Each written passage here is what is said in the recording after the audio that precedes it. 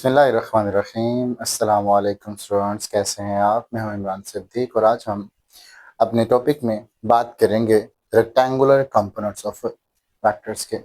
हमने वेक्टर्स के कंपोनेंट्स और इसके रेक्टेंगुलर कंपोनेंट्स के बारे में डिटेल डिस्कस करना है। इसमें हमारे पास जो फर्स्ट टॉपिक आता है that is actually the resolution of vector, और इस रेजोल्यूशन ऑफ वेक्टर में हम बात करेंगे कंपोनेंट से क्या मुराद है और रेक्टेंगुलर कंपोनेंट से क्या मुराद है और इन्हें आप फाइंड कैसे कर सकते हैं मैथमेटिकली। सो हम यहाँ हेडिंग लिखते हैं जी रेजोल्यूशन ऑफ वेक्टर।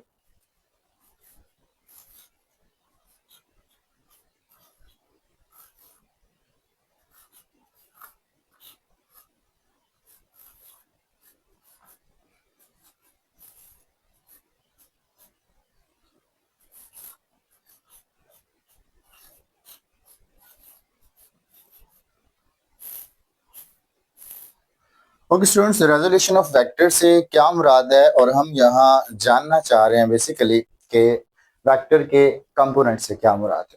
ठीक है, फॉर दिस पर्पस हमारा यहाँ जो मेन टॉपिक स्टार्ट हुआ है उसे हमने रेजोल्यूशन ऑफ वेक्टर का नाम दिया। ठीक है स्टूडेंट्स, अगर हम रेजोल्यूशन की बात करें, रेजोल्यूशन का मतलब होता है जी तहलील करना, तोड़ना। यानी कि रेजोल्यूशन वो अमल है, वो प्रोसेस है जिसमें आप क्या करते हैं, वेक्टर को इसके पार्ट्स में, इसके कंपोनेंट्स में क्या करते हैं, तोड़ते हैं। तो आप रेजोल्यूशन ऑफ वेक्टर को डिफाइन कर सकते हैं, the process of splitting a vector, dividing a vector into its parts or components is called resolution of vector। तो इसे आप डिफाइन कर लें, the process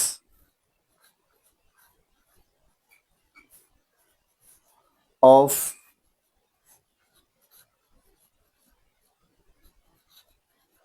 splitting a vector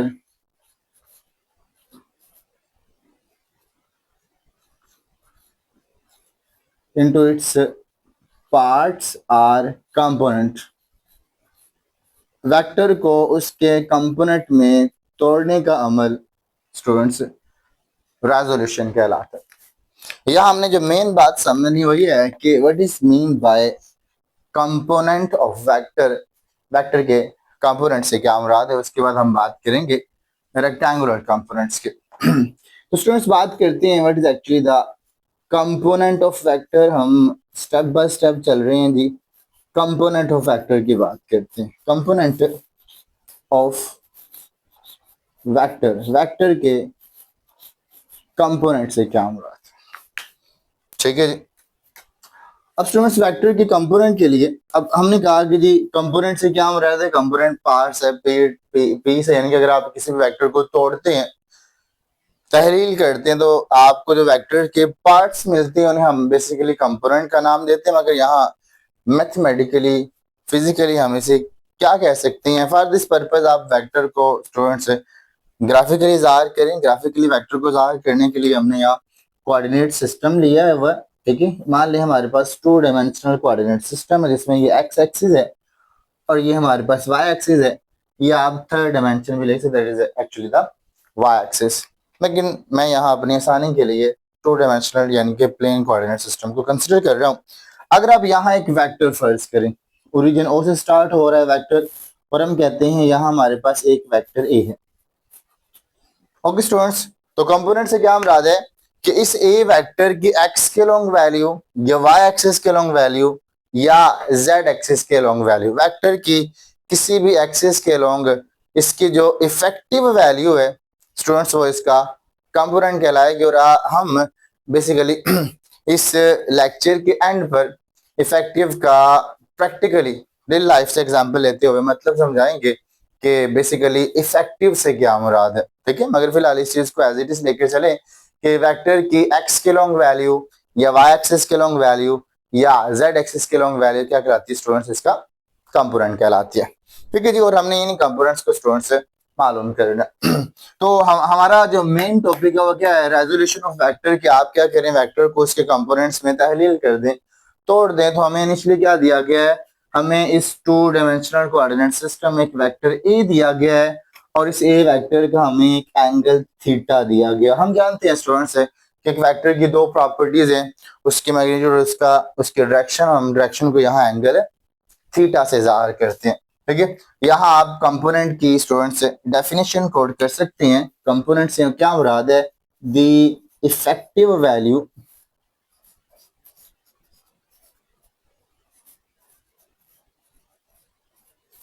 of a vector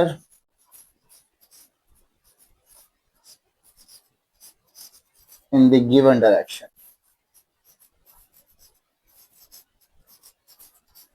given direction से मुराद है एक्स एक्सिस, वाई एक्सिस या Z axis या किसी भी एक्सिस में वेक्टर की जो इफेक्टिव वैल्यू से हमने स्टूडेंट्स क्या नाम देना, स्टूडेंट्स उसे हमने बेसिकली कंपोनेंट का नाम दे देना।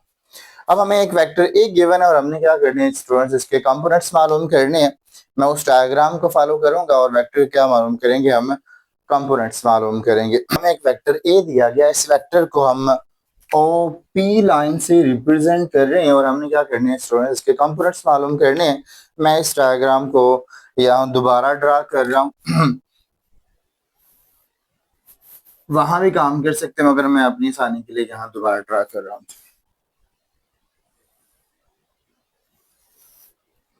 x-axis, y-axis, it is our origin and here is our vector a। और आपने स्टूडेंट्स इस ए वेक्टर को ओ पी लाइन से रिप्रेजेंट किया हुआ है। हमें एक वेक्टर और इसका एंगल थीटा गिवन है with respect to positive X axis. Okay students, vector का एक्स कंपोनेंट मालूम करने के लिए आपने क्या करना है, वेक्टर के हेड से एक्स एक्सिस पर एक परपेंडिकुलर ड्रा करना। Okay, again I am repeating the concept that अगर आप वेक्टर का एक्स कंपोनेंट मालूम करना चाहते हैं तो क्या करेंगे, हम वेक्टर के हेड से एक्स एक्सिस पर एक परपेंडिकुलर ड्रा करेंगे।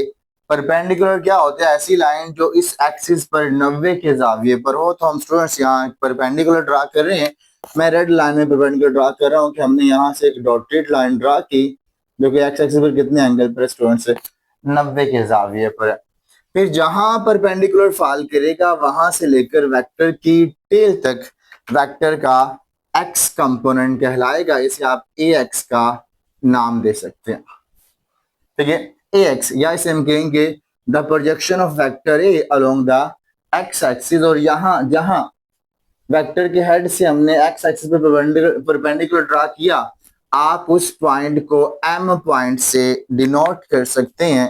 मैं कहता हूं जी जहां पर परपेंडिकुलर फॉल किया आपने इसे एम पॉइंट या एन पॉइंट किसी भी सिंबल से आप इसे डिनोट कर सकते हैं। और हम कहते हैं ओ से लेकर एम तक जो लेंथ है वो वेक्टर एक्स के कंपोनेंट की मैग्नीट्यूड है। ठीक है, सेम ऐसे अगर आप वेक्टर ए का वाई कंपोनेंट मालूम करना चाहते हैं तो क्या करेंगे, वही तरीकाकार है कि आपने वेक्टर के हेड से वाई एक्सिस पर एक परपेंडिकुलर ड्रा कर देना। परपेंडिकुलर क्या है जी, ऐसी लाइन जो वाई एक्सिस पर कितने एंगल पर हो जी, 90 के जाविये पर हो, 90 डिग्री पर हो।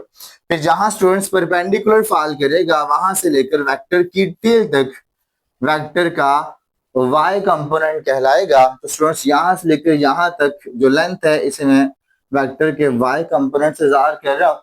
दूसरी बात यह है कि इक्वल वेक्टर्स की डेफिनेशन के मुताबिक यहां से लेकर यहां तक लेंथ और यहां से लेकर यहां तक लेंथ सेम है, दोनों की डायरेक्शन सेम है, दोनों क्या हो इक्वल वेक्टर। अगर ये ए वाई तो ये भी क्या होगा स्टूडेंट्स, हमारे पास ए वाई होगा। तो मैं क्या कर रहा हूँ, इसको यहाँ शिफ्ट कर रहा हूँ या इसे भी मैं क्या नाम दे रहा हूँ, वेक्टर के वाई कंपोनेंट का नाम दे रहा हूँ। तो हम यहाँ वेक्टर के वाई कंपोनेंट को इंडिकेट कर देते हैं कि ये हमारे पास स्टूडेंट्स क्या है, वेक्टर का वाई कंपोनेंट जो कि एम से लेकर पी तक लेंथ। ओके जी, तो हम यहाँ लिख सकते हैं कि जी projection along X axis vector का एक्स कंपोनेंट है और projection along Y axis vector का वाई कंपोनेंट है। आप यहाँ इसको इंडिकेट करवा दें कि हमारी इस डायग्राम के मुताबिक ओ से लेकर एम तक जो लाइन है वो वेक्टर ए के एक्स की कंपोनेंट की मैग्नीट्यूड है और एम से लेकर पी तक जो लेंथ है वो एक्चुअली वेक्टर वाई के कंपोनेंट की मैग्नीट्यूड है। और हमने मैग्नीट्यूड के फार्मूला को यहाँ मालूम करना है। ठीक है जी बेटा, आप इन कंपोनेंट्स को इस तरह से समझ सकते हैं कि अगर इस दीवार के साथ एक सीढ़ी लगी हो, एक लैडर लगी हो, तो हम कहते हैं इस सीढ़ी पर अगर बिल्कुल ऊपर सूरज की रोशनी फाल कर रही है परपेंडिकुलरली, तो इस स्टेयर का साया बनेगा दीवार पर और फर्श पर। फिर जो दीवार पर साया बनेगा, अगर आप इस सीढ़ी को एक वेक्टर फर्ज कर लें, तो हम कहते हैं इस वेक्टर का जो दीवार पर शेडो बन रहा है वो इसका वाई कंपोनेंट है, सपोज दैट। और जो फ्लोर पर शेडो बनेगा वो क्या होगा, इसका एक्स कंपोनेंट कहलाएगा। आप इस तरह से इसके कंपोनेंट्स को रिमेंबर कर सकते हैं, इसका कॉन्सेप्ट हासिल कर सकते हैं। अब हम बात करते हैं कि एक्स कंपोनेंट की मैग्नीट्यूड आप कैसे मालूम करेंगे। ठीक है, ये फार्मूला या magnitude of x component, magnitude of x component, vector के एक्स कंपोनेंट की हमें स्टूडेंट्स मैग्नीट्यूड मालूम कर, क्योंकि यहाँ हमने ए वाई को यहाँ शिफ्ट कर दिया और आप इसे फिलहाल इग्नोर कर दें, फिर हमें ये पूरी triangle given which actually right angle triangle where here is OPM is actually right angle triangle, और आपने यहाँ क्या मालूम करना, ए एक्स और ए वाई की वैल्यू को मालूम करना। स्टूडेंट्स अगर हम ध्यान से देखें तो हमें इस डायग्राम में दो वैल्यूज गिवन है, हमें ए की मैग्नीट्यूड और ए का एंगल थीटा गिवन है, जबकि हमने क्या करना है, ए वाई की वैल्यू मालूम करनी है और ए एक्स की वैल्यू क्या करनी है, मालूम करनी है। इस राइट एंगल ट्राइंगल में हमें एक लेंथ, एक साइड की लेंथ गिवन है और बाकी दो साइड्स की हमें लेंथ मालूम करनी है और साथ हमें एंगल थीटा गिवन है। इस सिचुएशन में अगर आप इस साइड की लेंथ मालूम यानी कि एक्स की वैल्यू को मालूम करना चाहते तो क्या करेंगे स्टूडेंट्स, आप थीटा का कॉस मालूम करेंगे, तो क्या करें, थीटा का कॉस ले लें। थीटा का हमने ले लिया जी कॉस, कोसाइन थीटा या कॉस थीटा किसके बराबर होता है स्टूडेंट्स, बेस ओवर हाइपोटेनस के बराबर होता है। It is actually equal to base over hypotenuse. अगर हम बेस की बात करें तो थीटा के साथ बेस, थीटा के सामने परपेंडिकुलर ये तिरछी लाइन क्या होगी स्टूडेंट्स, हाइपोटेनस कहलाएगी। मैं कह रहा हूँ ये हमारे पास बेस है, ये हाइपोटेनस है, और स्टूडेंट्स ये हमारे पास क्या है जी, सॉरी थीटा के सामने परपेंडिकुलर है और ये हमारे पास है जी हाइपोटेनस। ओके, अगर हम बेस की बात करें, ओ से लेकर एम तक लेंथ बेस को जार कर है ओ एम, और अगर हम हाइपोटेनस की जार करें तो ओ पी लाइन बेस की वैल्यू है, हाइपोटेनस की वैल्यू है, बराबर है जी cos theta. Okay students, O M की वैल्यू यहाँ पुट कर दें। ओ एम की वैल्यू हम जानते हैं यहाँ किसके बराबर है, ए एक्स के बराबर है। ओ पी की बात करें तो ओ से लेकर पी तक जो लेंथ है वो वेक्टर ए की मैग्नीट्यूड कहलाएगी। हम यहाँ लेंथ की बात कर रहे हैं, कंप्लीट वेक्टर की स्टूडेंट्स बात है नहीं कह रहे, तो हम कहते हैं ओ से लेकर पी तक जो लेंथ है वो वेक्टर ए की मैग्नीट्यूड है, तो हम लिखते हैं इसकी मैग्नीट्यूड बराबर है जी कॉज ऑफ थीटा। वैसे भी आप जानते हैं बेटा कोस थीटा का आंसर हमेशा नंबर्स में आता है, यहाँ हम वेक्टर पुट नहीं कर सकते, दैट्स व्हाई आप इसे एक उधर मल्टीप्लाई करवा दीजिए, क्या बन गया, A cos theta is equal to A X. तो हमें ए एक्स का फार्मूला मिल गया, ए एक्स बराबर है ए कॉज ऑफ थीटा, हमने ए एक्स का फार्मूला मालूम कर दिया। सेम एज इसी मेथड को स्टूडेंट्स हमने यूज करते हुए ए वाई का फार्मूला मालूम करना, तो हम कहते हैं मैग्नीट्यूड ऑफ वाई कंपोनेंट। अब आप वाई कंपोनेंट की मैग्नीट्यूड मालूम कर लें।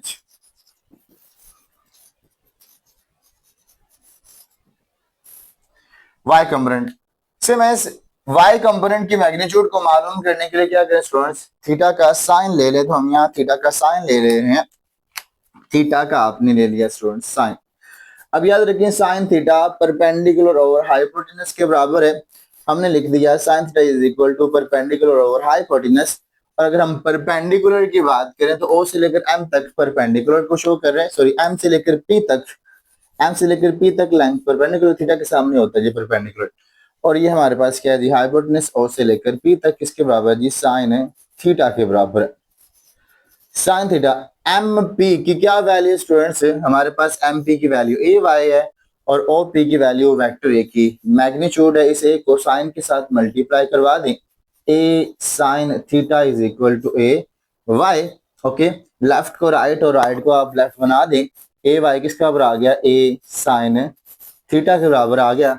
This is our the magnitude of Y component of vector. अब हम यहाँ लिखेंगे कि बेटा आप किस तरह से एक कंप्लीट वेक्टर को उसके कंपोनेंट्स के फॉर्म में ज़ाहिर करेंगे, बट इससे पहले आपको रेक्टेंगुलर कंपोनेंट की डेफिनेशन में बताना चाह रहा हूँ स्टूडेंट्स। अगर आप इन दोनों कंपोनेंट्स को ध्यान से देखें तो ए एक्स और ए वाई के दरमियान कितना एंगल, 90 का एंगल है। तो हम कहते हैं स्टूडेंट्स वेक्टर के ऐसे कंपोनेंट्स जो कि आपस में 90 के जाविये पर है, यानी कि वो जो आपस में राइट एंगल पर है, या हम डायरेक्टली कह सकते हैं जो आपस में परपेंडिकुलर है। वेक्टर के वो कंपोनेंट जो आपस में क्या है जी, परपेंडिकुलर होने, उन्हें क्या नाम देना है, रेक्टेंगुलर कंपोनेंट्स का नाम दे देना है। ठीक है, the components of vector which are perpendicular to each other are called rectangular components. आप इन रेक्टेंगुलर कंपोनेंट्स की यहां से डेफिनेशन याद रख सकते हैं। The component which are perpendicular at right angle at 9 degree to each other are called rectangular components. Okay students, अब हम वेक्टर को रेक्टेंगुलर कंपोनेंट्स में लिखने का तरीका पढ़ेंगे। वेक्टर को कंपोनेंट्स, रेक्टेंगुलर कंपोनेंट्स के फॉर्म में आप किस तरह से लिख सकते हैं।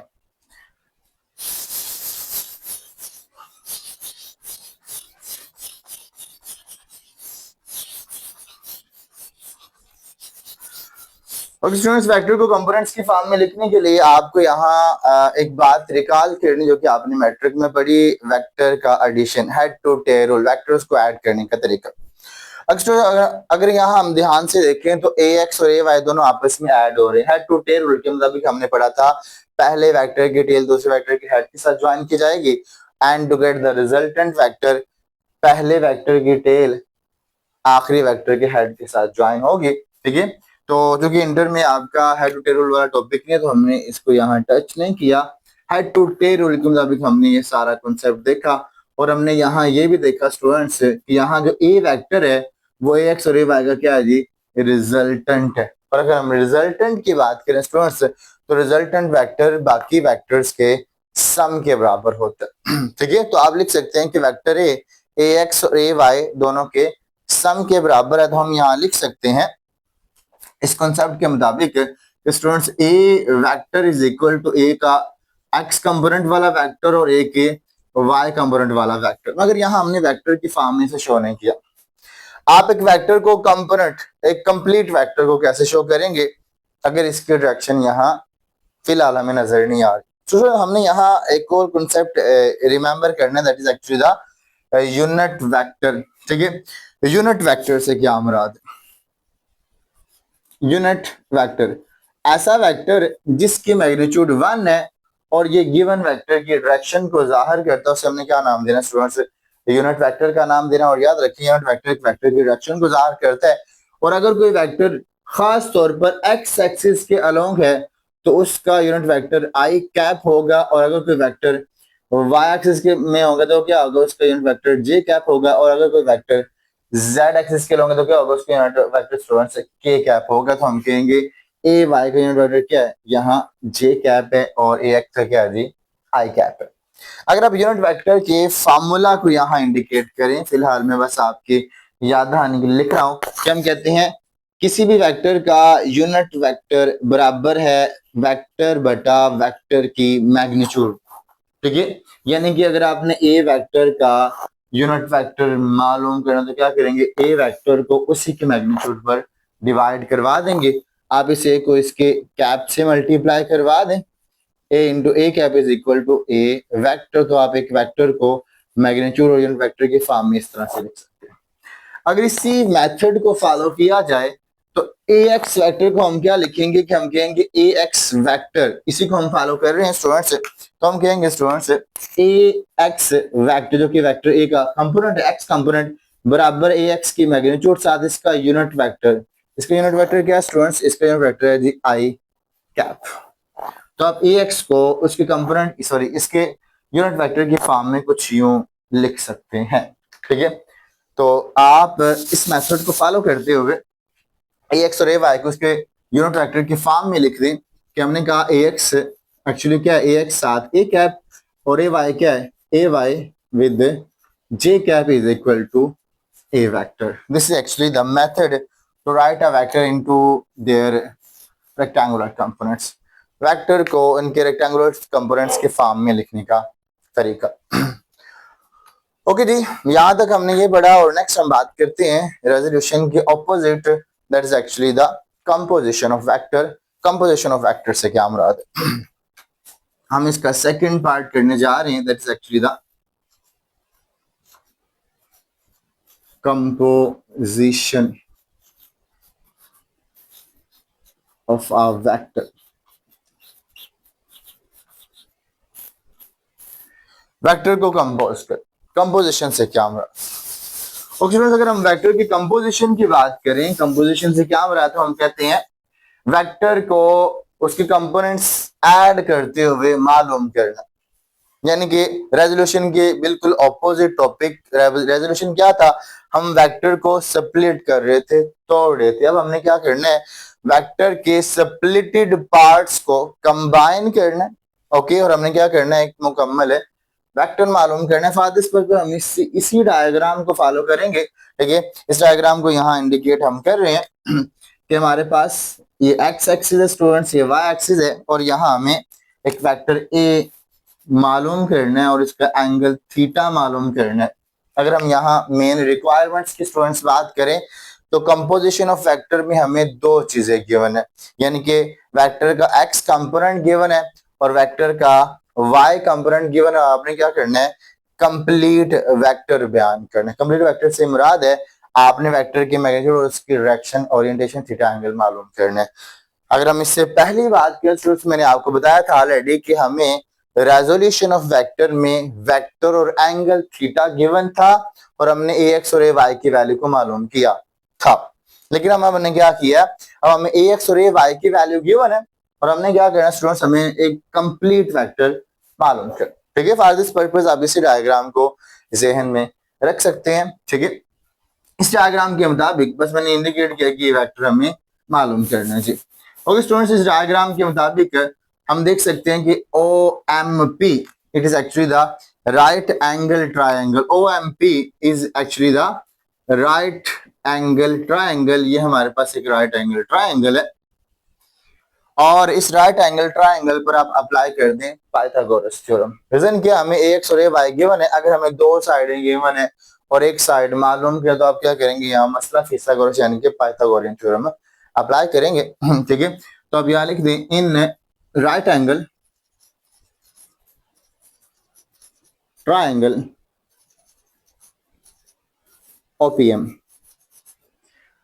Apply Pythagoras theorem, Pythagorean theorem या पाइथागोरस थ्योरम। आप स्टूडेंट्स पाइथागोरस थ्योरम अप्लाई करें। अगर हम पाइथागोरस थ्योरम की स्टेटमेंट की बात करें, तो पाइथागोरस थ्योरम के मुताबिक हाइपोटेनस का square is equal to base का स्क्वायर प्लस परपेंडिकुलर का स्क्वायर। और मैं ऑलरेडी आपको बता चुका हूं स्टूडेंट्स, थीटा के साथ बेस, थीटा के सामने परपेंडिकुलर, और ये तिरछी लाइन क्या होगी, हाइपोटेनस कहलाएगी। तो इस डायग्राम को ध्यान में रखते हुए इस फार्मूले को यहाँ अप्लाई करवा दें। हाइपोटेनस क्या है, यहाँ ओपी लाइन लिखते हैं जी। हाइपोटेनस की वैल्यू जी ओपी और इसका हमारे पास क्या है, स्क्वायर। अगर हम बेस की बात करें, which is actually the O M और इसका स्क्वायर। परपेंडिकुलर क्या है जी, एम पी और इसका स्क्वायर। ओपी की वैल्यू तो हमें मालूम करनी, ठीक है, यानी कि हमें ए की वैल्यू को मालूम करना है। हमने लिख दिया जी ए हमने मालूम करना है, इसका क्या है स्क्वायर। अगर हम ओ एम की बात करें, ओ एम किसके बराबर है, ओ एम ए एक्स के बराबर है। हमने ओ एम की वैल्यू पुट कर दी एक्स और इसका square as it is. M P की वैल्यू क्या है जी, ए वाई, तो आपने एम पी की वैल्यू ए वाई पुट कर दी, square as it is. Now square root खत्म करने के लिए क्या किया, दो तरफ स्क्वायर रूट लें, taking square root both side. आपने इस तरफ स्क्वायर रूट ले लिया और इस तरफ क्या कर लिया, स्क्वायर रूट ले लिया। यहाँ स्क्वायर रूट स्क्वायर से कट किया, हमें क्या बच गया, ए और एक इसका बराबर आ गया ए एक्स का स्क्वायर प्लस ए वाई का square and square root, and this is the formula for the magnitude of vector into in terms of its rectangular components. अगर आपको वेक्टर के कंपोनेंट्स गिवन है और आपने कंप्लीट वेक्टर की magnitude मालूम करें, तो क्या करेंगे आप, ये वाला फार्मूला स्टूडेंट्स यूज करेंगे। हमने पहला एस्पेक्ट मालूम कर लिया कि हमने क्या किया, यहाँ वेक्टर ए की मैग्नीट्यूड मालूम कर लिया। अगला काम क्या है स्टूडेंट्स, आपने वेक्टर ए का एंगल थीटा मालूम करना है, यानी कि हमें क्या करना है जी, ओरिएंटेशन एंगल थीटा को मालूम करना। ओरिएंटेशन मालूम करने की बात करते हैं। ओरिएंटेशन कैसे मालूम करेंगे स्टूडेंट्स, हमें यहाँ थीटा मालूम करना, तो जबकि हमें क्या गिवन है, हमें एक्स और वाई की वैल्यू गिवन है। अगर ए एक्स और वाई की वैल्यू गिवन, तो क्या करें, यहाँ टेंजेंट थीटा वाला फार्मूला अप्लाई करवा दें। हम कहते हैं जी यहाँ tangent theta is equal to, which is actually equal to perpendicular over base. Perpendicular की वैल्यू क्या है स्टूडेंट्स हमारे पास ए वाई, बेस की वैल्यू क्या है स्टूडेंट्स हमारे पास A X, and it is equal to the tan theta, और हमें क्या करना थीटा मालूम करना, इस tan को इधर लाकर डिवाइड करवा दें, इनवर्स के फॉर्म में लिखते तो हम कहेंगे थीटा बराबर है tan inverse A Y over A X, and this is the formula to find the angle theta और vector in terms of its rectangular components. अगर आपको वेक्टर के कंपोनेंट्स गिवन है और आपने कंप्लीट वेक्टर मालूम करना तो क्या करेंगे, मैग्नीट्यूड को मालूम करने के लिए ये वाला फार्मूला x कंपोनेंट का स्क्वायर प्लस y कंपोनेंट का square and square root and find the angle theta, y component over x component, इसका क्या करें tan इनवर्स ले लें, आपको क्या मिल जाएगा, इसका एंगल थीटा मिल जाएगा with respect to given situation x axis. ठीक है स्टूडेंट्स, अब हम इसकी चंद डेली लाइफ के एग्जांपल, चंद एक्स्ट्रा क्वेश्चन, कंसेप्चुअल क्वेश्चंस की बात करते हैं और उसके बाद हम यहाँ इसके डेली लाइफ की बात करेंगे।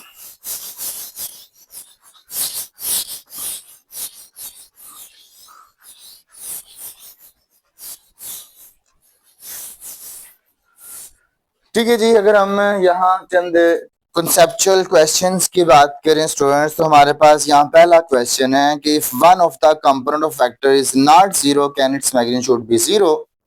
अगर एक वेक्टर का कंपोनेंट जीरो नहीं है, कोई एक कंपोनेंट जीरो दूसरा जीरो नहीं है, तो क्या इसकी मैग्नीट्यूड जीरो होगी। मैं यहाँ क्वेश्चन लिख रहा हूँ स्टूडेंट से, हमारे पास क्वेश्चन है extra question, if one of the component of a vector is not zero,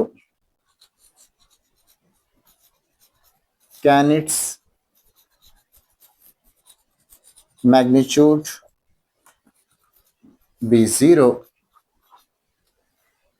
अगर वेक्टर का एक कंपोनेंट जीरो नहीं है, बाकी कंपोनेंट जीरो हो सकते हैं, तो क्या उसकी मैग्नीट्यूड जीरो होगी। For this purpose of vector की मैग्नीट्यूड का फार्मूला यहाँ कंसीडर करें। हमने कह दिया कि वेक्टर की मैग्नीट्यूड का फार्मूला है, वी नो दैट ए की मैग्नीट्यूड का फार्मूला है बराबर है ए एक्स का स्क्वायर प्लस ए वाई का स्क्वायर एंड स्क्वायर रूट। अगर स्टूडेंट्स हम यहाँ अगर फर्ज कर लें कि ए एक्स की मैग्नीट्यूड जीरो नहीं है, जबकि ए वाई की मैग्नीट्यूड जीरो है, आप ए वाई की वैल्यू जीरो पुट करें और ए एक्स को एज इट इज लिख दें, क्या आंसर जीरो आएगा। हम देख सकते हैं कि ए की मैग्नीट्यूड बराबर है ए एक्स एज इट इज, जबकि ए वाई को हमने क्या किया, जीरो किया, तो हमारे पास आंसर किसके बराबर आ गया स्टूडेंट्स, ए एक्स के बराबर आ गया। इसका मतलब क्या है, अगर वेक्टर का एक कंपोनेंट जीरो नहीं है तो इसका मतलब है इसका आंसर भी जीरो नहीं होगा, कोई ना कोई नॉन जीरो आंसर आएगा। ठीक है जी, अगर हम नेक्स्ट क्वेश्चन की बात करें तो नेक्स्ट क्वेश्चन क्या है स्टूडेंट्स, नेक्स्ट क्वेश्चन ये पूछा जा रहा है कि कितने एंगल पर एक वेक्टर के रेक्टेंगुलर कंपोनेंट्स की मैग्नीट्यूड आपस में क्या होगी, बराबर होगी। तो क्वेश्चन सुन लें students, under what circumstances the rectangular components of vector give the same magnitude, find the angle for which resultant is equal to the inclined for the both component. तो आप स्टूडेंट्स नेक्स्ट क्वेश्चन की तरफ move करते हैं।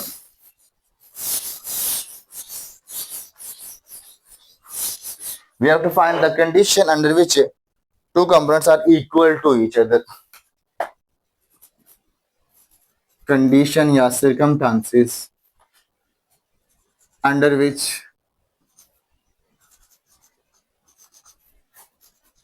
two components have same magnitude.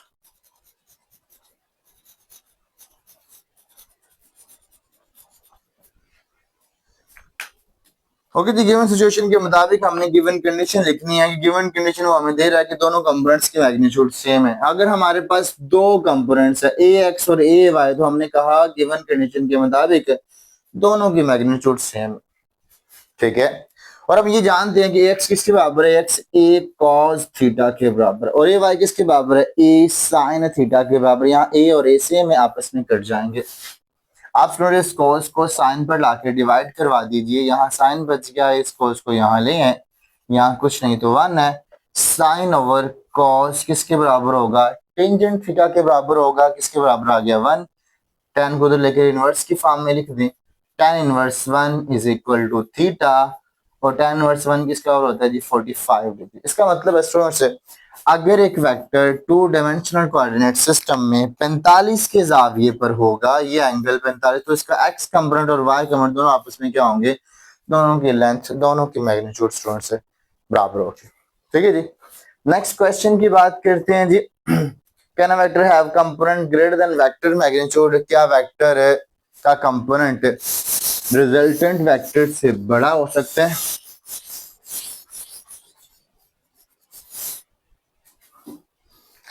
Third conceptual question, can a vector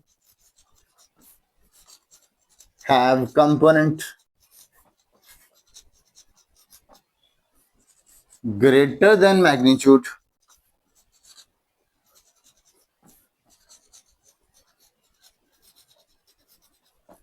of resultant? यानी कि students, अगर हम यहाँ एक वेक्टर को उसके रेक्टेंगुलर कंपोनेंट्स की फॉर्म में लिखें, वेक्टर ए है और हम कहते हैं स्टूडेंट्स इस वे वेक्टर का हमारे पास ये y कंपोनेंट है और ये हमारे पास x कंपोनेंट। सवाल ये पूछा जा रहा है कि क्या इस वेक्टर का x या y कंपोनेंट अपने असल रिजल्टेंट वेक्टर से बड़ा हो सकता है? तो आंसर है नो। अगर हमारे पास रेक्टेंगुलर कंपोनेंट्स, रेक्टेंगुलर कंपोनेंट्स की फॉर्म में केस में वेक्टर का रेक्टेंगुलर कंपोनेंट वेक्टर से हमेशा छोटा होगा या वेक्टर के बराबर हो सकता है। एक वेक्टर का रेक्टेंगुलर कंपोनेंट इससे बड़ा नहीं हो सकता। हाँ, अगर वेक्टर के कंपोनेंट्स रेक्टेंगुलर नहीं है, इट इज पॉसिबल दैट इसका कंपोनेंट इससे बड़ा हो। ठीक है जी। और अब मेन कॉन्सेप्चुअल क्वेश्चन की बात करते हैं जी। Main conceptual question, can the walk of a man is an example of resolution of vector?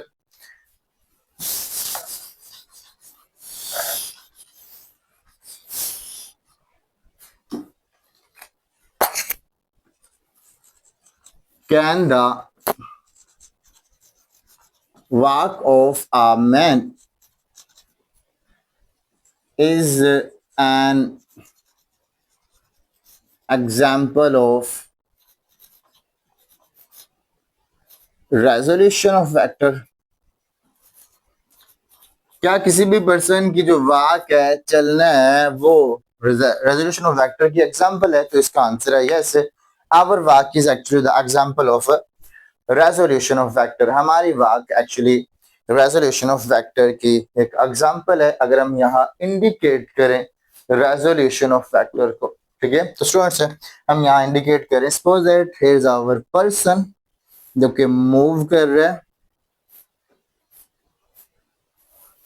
मैंने यहाँ एक स्टिकी फिगर बना दी है जी। मान लें जी ये बंदे का पाँव है, ओके। और ये पर्सन, हम जब भी चलते हैं स्टूडेंट्स, तो हम जब चलते हैं तो चलते हुए हम जो फोर्स लगाते हैं वो एक इंक्लिनेशन, एक खास एंगल पर लगाते हैं। ठीक है, ये पर्सन अपने पाँव से जिस तरफ फोर्स लगा रहा है वो फोर्स तकरीबन इस तरफ है। ओके स्टूडेंट्स, हमने कहा ये फोर्स परफेक्टली ना एक्स की तरफ है और ना वाई की तरफ है। यानी कि अगर आप चलेंगे तो ना तो आप अपने पाँव को बिल्कुल ऊपर उठाना या बिल्कुल सीधा, यानी कि आप एक खास एंगल पर क्या लगा रहे हैं, पाँव से फोर्स लगा रहे हैं। अगर आप खास एंगल पर पाँव से फोर्स लगा रहे हैं तो इसका मतलब है एंगल के खास कंपोनेंट्स बनेंगे। आप इस डायग्राम से देख सकते हैं जब भी एक वेक्टर खास एंगल बनाएगा तो उसके कोई ना कोई कंपोनेंट्स लाजमी होंगे। ठीक है जी, तो हम यहाँ कंपोनेंट्स की बात कर रहे हैं। नाउ आप इस एफ के कंपोनेंट्स मालूम कर ले। अगर यहाँ कोऑर्डिनेट सिस्टम को ड्रा करें और यहाँ हम एंगल को ड्रा कर दें, सपोज दैट, तो स्टूडेंट्स हम कहते हैं इस वेक्टर के दो कंपोनेंट्स बन गए, एक ये वाला और एक एक्स के लॉन्ग। एक एक्स के लॉन्ग बन गया कंपोनेंट, एक किसके लॉन्ग बन गया, वाई एक्सिस के लॉन्ग कंपोनेंट बन गया। हम कहते हैं स्टूडेंट्स जो वाई एक्सिस के लॉन्ग कंपोनेंट है वो ऑब्जेक्ट के वेट के साथ कैंसिल आउट हो जाते हैं, जबकि इस फोर्स का जो एक्स कंपोनेंट है वो ऑब्जेक्ट को मूव करवा। This is the meaning of effective value.